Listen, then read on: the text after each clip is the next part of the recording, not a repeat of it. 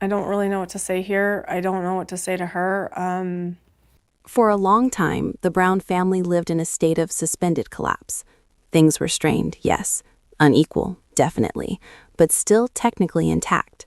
What kept the family together wasn't harmony or shared vision. It was momentum, years of habit, shared history, the pressure of cameras, the hope that somehow, eventually, things would stabilize if everyone just held on a little longer. That is what delayed the breaking point, an element of hope.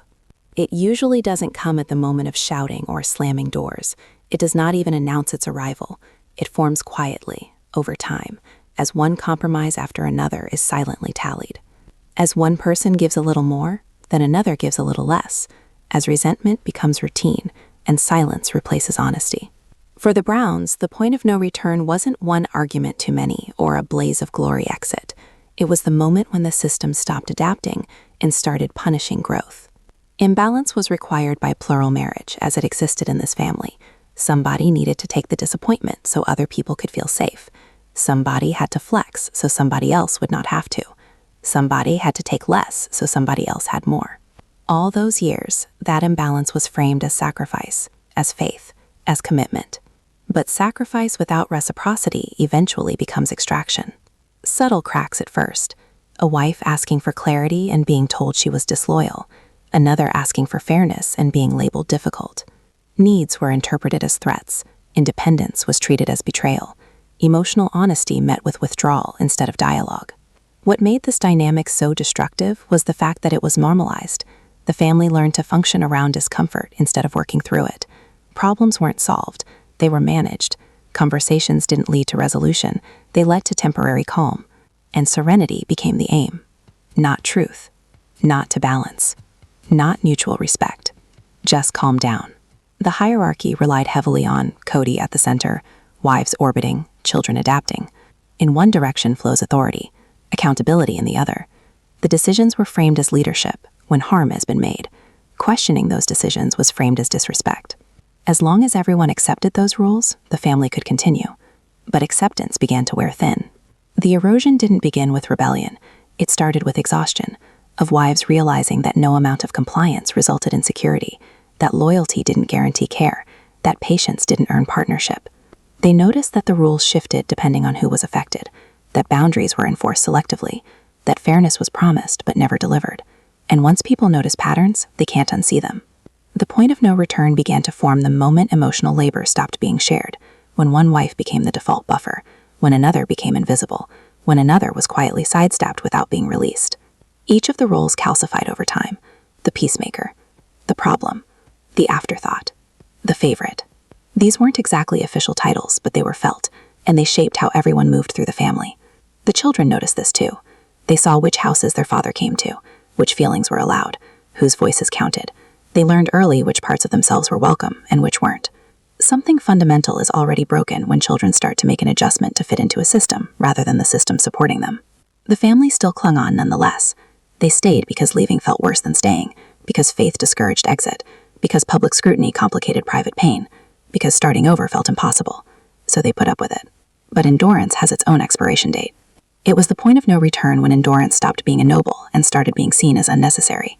That did not happen overnight.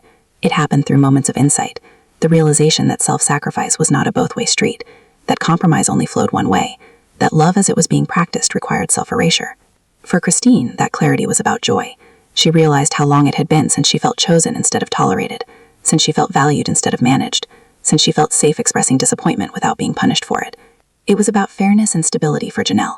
She perceived how the resources were being divided, how decision-making was being obstructed from her, how her realistic thinking was trusted, yet hardly respected. For Mary, it was about abandonment without closure, being kept close enough to serve a purpose but far enough to remain isolated, existing in a permanent limbo where nothing improved but nothing officially ended. They came to the same conclusion by various routes. This system wasn't meant to support them as persons. It's designed to self-preserve. And whatever systems that really focus on survival rather than well-being blow at some point. The point of no return is not when it happens. It's the moment staying requires denying your own reality. Once that happens, the ending becomes a matter of course. Eventually, even if it takes some time to come about. The Browns crossed that line when honest conversations stopped leading to change, when expressing pain resulted in punishment, when boundaries were treated as attacks, and when growth was framed as disloyalty. In that instant, the family ceased to be a joint project. It became a power structure. And power structures don't put up with equality. The tension that followed wasn't chaos, resistance. A system could feel its grip loosen. Control tightened. Rules became stricter. Expectations increased. But those measures only accelerated the collapse. Because people don't go back to silence once they found their voice. Irreversibility defines the point of no return. There is no apology that fixes it. No compromise that restores trust. No restructuring that erases the memory of how things really worked. People are taught that when they can see man's need for their suffering in order to keep the system working, they can't believe in the system anymore. Belief was the adhesive that kept the Brown family together. At the end of this phase, nothing had officially ended yet. The family was still in name there. Emotionally, however, it was already fractured. The trust was gone, goodwill depleted, and patience exhausted. Everyone was still standing in one place, but nobody was standing together any longer. This is where the story really does begin, not with the exits, but the realization that staying was no longer an act of love. It was an act of self-betrayal. And once that realization takes hold, it is irreversible. That is the Brown family's point of no return. After they went beyond the point of no return, nothing really seemed different at first. That's the part of the story people don't understand. They were all filming. They were all gathering. They were all speaking in terms of unity. Every appearance had been preserved. And after an emotional bond is ruptured, all future interaction is performance. The Browns lived in a time where talking and doing did not connect in a real way. They promised without follow-through. They talked without resolving. They apologized without consequences. They began to function more in terms of appearances instead of reality, and this seeped into the already tainted trust. This is where emotional distance turned into emotional withdrawal. Wives stopped expecting to be heard. They began to pick which battles were worth fighting for. Silence became a strategy and not a peaceful option. It wasn't peaceful, it was control, a way to exist in a system that did not react well to truth. Kody, however, read this pullback as a betrayal. To him, disengagement wasn't a symptom of a problem, but an insult. His reaction wasn't curiosity, but rather a need to control. His expectations narrowed. He took consent for granted, but saw respect and non-respectful behavior. In short, he conflated consent with love. In this manner, he speeded up the collapse, because love that demands obedience isn't love, it's leverage. Such was the level where rules were most evident and hurtful. Wives were supposed to be there in spirit, even when they were being ignored. They were supposed to be supportive when their own needs were being put aside. They were supposed to be subjected to shifting standards without being given a reason. When they didn't, it had subtle but serious consequences. Access was limited. Affection was withdrawn. Communication became conditional. They were not overt retribution. They were small reminders meant to solidify a pecking order. They were effective until they weren't. Christine, in particular, began to realize how conditional her status and her family of origin had become. She saw that her complaints were met with disconnection, not discourse, that her self-voice was heard as whining, that her joy was welcomed only if it did not threaten the status quo. This realization was devastating, but clarifying. She stopped asking for permission to be hurt. Janelle's experience was different. Janelle's crisis did not have an emotional component. Instead, it had a structural one. She saw how decisions were being made. She saw how resources were allocated. She saw how stability in the long run was being hindered in order to gain control in the short run. Janelle was trust in the system not because she felt non-loved, but because she felt deceived. The promises were not being kept. Plans weren't being honored. And accountability did not exist. For Mary, life was a quiet pain, but not an insignificant one. She existed on the fringes, not close enough to keep up appearances of being a unit, but far enough to keep her at a distance. Her presence was a need, not a want. She was neither in nor out. Such a state of limbo is corrosive. It deprives people of agency and at the same time demands their loyalty. They all knew at this point that something was amiss, with each one knowing but not yet articulating a problem. To do so would be to acknowledge a destruction of the family they thought they knew. Such acceptance is terrifying. So instead, they waited.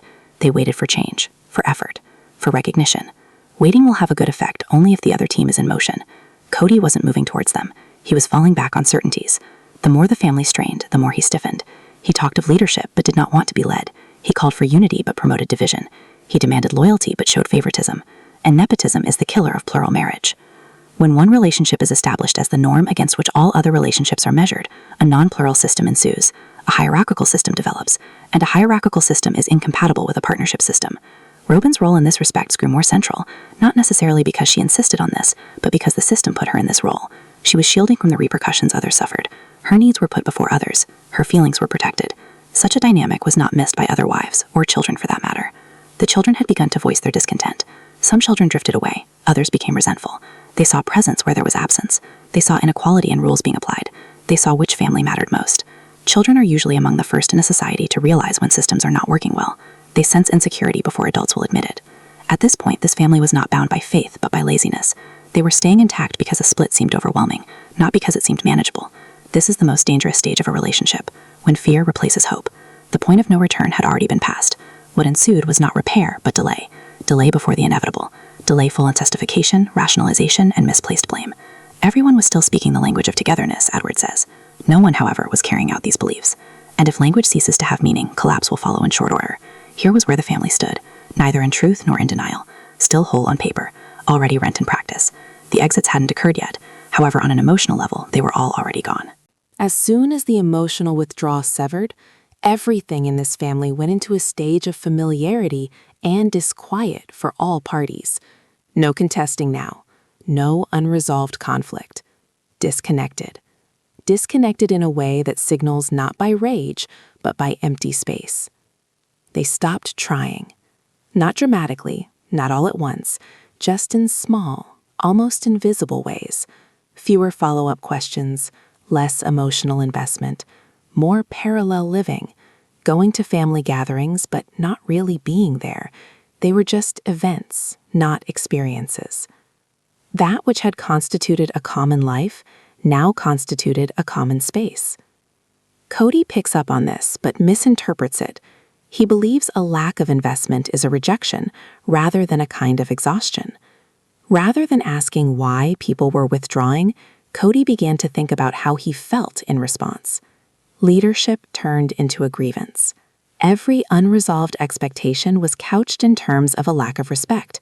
Every boundary interpreted as an act of defiance. The more these women pulled emotionally back, the more he called upon them to be a source of reassurance. A source of reassurance can't be coerced, and where trust is lost, such moments can come off strongly and sincere. This produced a feedback loop. The more Kody demanded loyalty, the less safe it felt to be honest with him. The less honest he got, the more controlling he was. The more controlling he was, the further each of them pulled away. It was a self-devouring system. Christine had already detached herself at this point, not out of spite, but out of self-preservation. She had come to understand that her crying only seemed to invite being dismissed or punished. She stopped explaining. That silence wasn't passive. It never left any room for. She started redirecting her focus towards her children, herself, her future. And when this transition took place, the whole family dynamic had irrevocably changed. As a matter of fact, when someone in a family ceases to make the system revolve around them, the whole family feels threatened. Kody felt this threat, not because she was leaving physically just yet, but because she was no longer integrating her life with a need for his approval. His loss of influence unnerved him far more than the thought of separation. Influence had always been the currency. Janelle's disengagement remained quiet in a similar fashion. She ended her struggles with battles she never won. She ended her struggle for fairness she never received. She worked to accomplish her goals in matters of logistics, independence, and creating a stable life where she could. She wasn't broadcasting her distance, but it was definite. Mary found herself in the middle of this disintegrating system. Her role had become symbolical rather than relational. She was part of it in name, but not in reality. The family needed her presence in order to have a semblance of unity, but offered her neither word nor deed, both of which are essential in a unified system. This inconsistency took a toll on her. At this point, Robin found herself in a situation where her relationships were becoming complicated. She was still very close to Kody, but in a way where she got pressured. She had less direct interaction with Kody since her emotional work had become centralized, and centralization promotes tension. Robin not only became a partner, but a buffer zone too, a support system, a sounding board. With this role, she got proximity, but with a responsibility attached to it, and this responsibility wasn't so light. Meanwhile, the children were not passive witnesses. They reacted to this emotional atmosphere in their own way. Some chose to remove themselves from it, some chose to challenge it head-on. Some deliberately removed themselves from everything altogether. Their actions were not coordinated. They were consistent, though. They were able to sense this imbalance. They were discriminated against. They missed their presence. And children don't wait for adults to sort things out. They adapt. That too was another irreversible change. Because when children lower their expectations of a parent, the relationship can never go back to being what it was before. Trust can never go back to where it was before. An adjustment is made. At this point, the family was no longer keeping a low profile. There were cracks evident. Conversation grew increasingly strained. Scenes felt forced. Reactions seemed overwrought. Vibe changed from confusion to defensiveness. Everyone was preparing for an attack rather than engaging with each other. At this point, the collapse gets accelerated. Because when people stop believing in repair, they stop working on it. The family had gotten to a point where working through a problem seemed impossible. Certainly not because no one cared, but because caring had become too expensive. Staying meant shrinking. Going meant danger. But risk suddenly seemed better than erasure. The point of no return after passing does not mark the end. Instead, it initiates it. And at this point, motion had become evident. The family was not deliberating on whether solutions were available to repair whatever damage had occurred. They were unconsciously choosing whom they were to become without the system. And when this question appears in the room, this system will already be complete. However, by the time this stage was achieved by the family, the falling apart was not subtle anymore. In fact, it had formed a shape. There were patterns being developed. And most importantly, it had achieved momentum. Where before everything seemed to be a matter of emotional distance, everything else seemed to be a matter of decisions, habits, and most important of all, priorities. The family wasn't just drifting apart. They were making their selections in different ways. Kody's reaction to this change showed just how much he had misunderstood what was happening. Kody thought a higher authority would bring them all back together, that clearer rules and expectations would bring them all into line. But a higher authority won't mend a damaged trust. It simply highlights the deficiency. Rather than bringing them closer, his efforts to reestablish control pushed them further away. Talk escalated into an attack. Limits were seen as threats. Autonomy meant rejection. And with each passing attempt to consolidate his control, the emotional distance widened. Christine, now emotionally whole, stopped answering to pressure. Where a justification, an explanation, a compromise had previously existed, a stubborn refusal now reigned. No longer reactive, dramatic, just definitive. Such calm was destabilizing, because anger can be argued with, tears can be overlooked, but nonchalant certainty lends no leverage. For Janelle, separation suddenly became a reality. She slowly started to untangle her life. Financial independence, a separate space, a separate life. She did not make an announcement, she lived it. And living it, she achieved far more than she would have achieved by making an announcement. Mary's status finally became intolerable. The ambiguity in her life, which had lingered for such a long time, suddenly ceased to be survivable. The fact that she had neither been chosen nor left had cost her years, and now, with the family falling apart before her eyes, this ambiguity no longer protected her but left her lonely. Even Robin, who up until this point remained Kody's closest, suffered from the effects of this challenge. The pressure to please grew heavier. Being left alone and dealing with an imbalance of emotions meant each disagreement grew louder. The relationship had become inward-facing and reactionary. This system, which had distributed responsibilities before, had reduced to 2 people, and it was too much. The children were watching all this go on and started setting their own limits. Some started distancing themselves in a physical manner, some in an emotional way. Some challenged this imbalance head-on. Some chose to disconnect. They were all affected.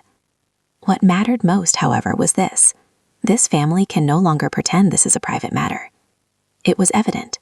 The audience lived this change. The dynamics were different. The themes were darker. The moments of connection were awkward. The vibe of this show mirrored the vibe of this family. Tight, brittle, and unresolved. Such exposure was important. A dysfunction, when it appears in public, ceases to be potent in hiding behind reasons. Trends become less easy to ignore. Reasons appear less meaningful. Excuses are a repeat. The family crossed another threshold in this way, not solely an emotional one, but a narrative one. Their story did not fit with what people were witnessing. And when story unravels, so does identity. Kody's claims of being disrespected were no longer relevant. The decisions of the wives were no longer impulsive or rebellious acts. They were thoughtfully considered. They were measured responses. They were long overdue. The family had moved beyond negotiation. A phrase used to. No terms remained to be negotiated. Separation was all that remained, not as punishment but consequence. This part of the collapse wasn't driven by anger. It was driven by clarity. Clarity in regards to things that simply could not be fixed. Clarity in regards to things which were no longer acceptable.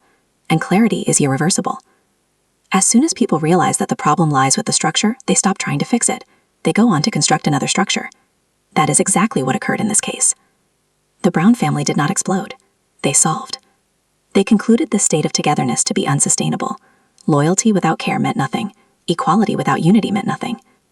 Thus, towards the end of this phase, the emotional bonds which had linked them to each other in a family were reduced to a state beyond repair. Nothing dramatic occurred to bring this separation about. No individual precipitated this end. The imbalance overburdened the system, leading to a collapse. And by this time, all knew it. But by this final stage of the family, there was no need to ask anymore if things can be fixed. That question had quietly unraveled in the background before it was ever spoken aloud. Acceptance had remained, unsettled, uncomfortable, obvious. The end of the Brown family did not come with chaos. The end of the Brown family came with clarity. The kind of clarity that can come when people finally stop negotiating with a reality that refuses to change. For Kody, this stage is characterized by loss, not just relationship loss, but a loss of narrative. The narrative Kody had constructed for years, the narrative of being the glue that holds everything together, is no longer consistent with reality. When people leave, rather than everything falling apart into chaos, a new configuration takes place in which life simply goes on. That realization was devastating, she says.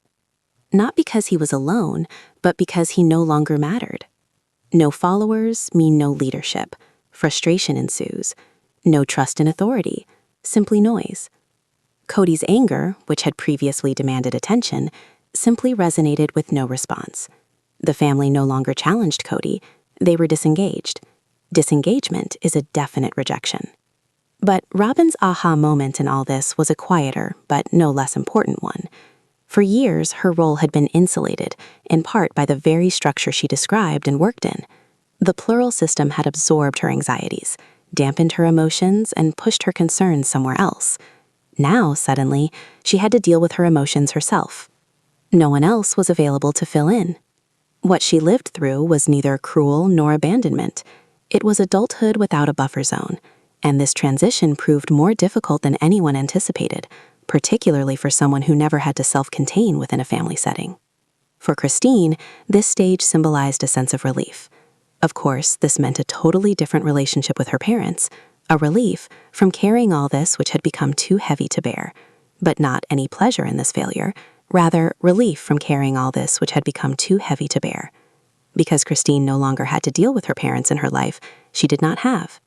Her life didn't become perfect, but it became honest, she says.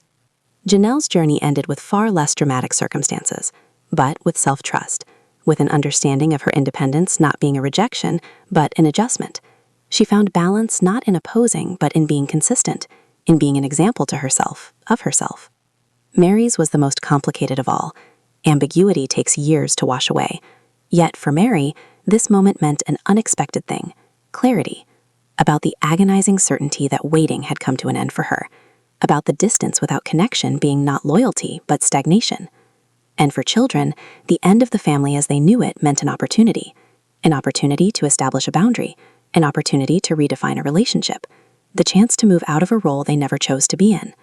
Some relationships would heal, other relationships wouldn't, but all of them were finally free from pretense. This is the truth of the point of no return. That is what the point of no return means, not destruction, but transformation. The family did not fail because people left. The family failed because it didn't have the ability to evolve, because to grow meant threat, because equality meant disobedience, because in order for some to feel safe, others had to have smaller ambitions. When these people stopped shrinking, there was nowhere for the system to stand. And this is the final truth of the Brown family story. In fact, no villain won, no happy ending, no explosion occurred. And there just had to be the end of a structure which no longer functioned, Gilbert Chanachonik explained. The point of no return wasn't a moment, it was a realization. A collective realization that love is not a thing to be endured, loyalty a thing to be kept silent, and being together without being equal, not being together at all. As soon as this reality sank in, the end was no longer a choice, but an inevitable. Because people did not give up, but because they at last chose honesty over survival. Moreover, when honesty enters a room, there is no way of going back. That marked a point of no return for the Brown family, and absolutely everything changed.